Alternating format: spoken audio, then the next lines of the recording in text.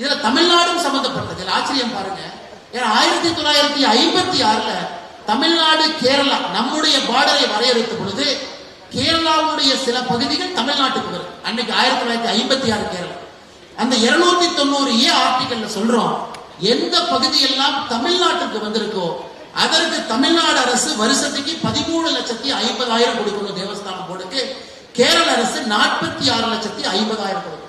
So Mr. Vijayan has to understand, it is not the money that is thrown at Ayyappa.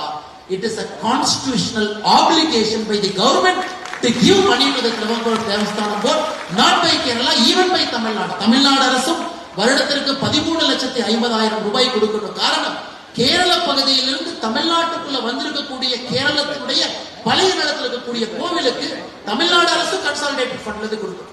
இது ஒரு constitutional mandate.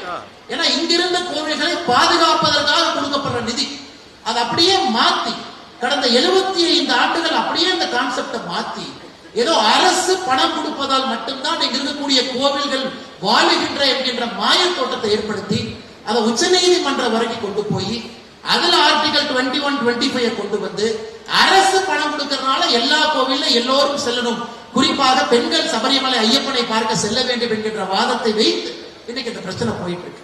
ஆனால் நிச்சயமாக எனக்கு நம்பிக்கை இருக்கிறது, உச்ச நீதிமன்றம் லார்ஜர் கான்ஸ்டிடியூஷனல் பெஞ்சில இதை அவங்க மறு தீர்மானம் செய்யும் பொழுது ஐயப்பனுக்காக நல்ல ஒரு முடிவு, நல்ல ஒரு தீர்ப்பு வரும் பொழுது இந்த கம்யூனிஸ்ட் அரசனுடைய முகத்துல கரியை நாம் பூசத்தான் போகின்றோம், அதுவும் நடக்கத்தான் போகிறது. நம்முடைய காலத்தில் அதையும் பார்க்கணும்.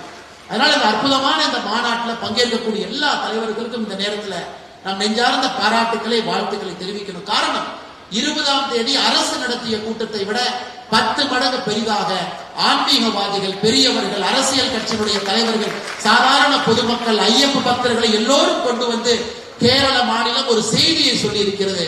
ஐயப்பனை தொட்டால் நாங்கள் விடமாட்டோம் என்கின்ற பெரிய செய்தியை சொல்லியிருக்கிறோம். அது 2026 தேர்தல் களத்தில் அதை எதிரொலிக்க வேண்டும் என்கின்ற ஒரு ஐயப்ப பக்தராக என்னுடைய கருத்தையும் வைக்கின்றேன். கடைசியாக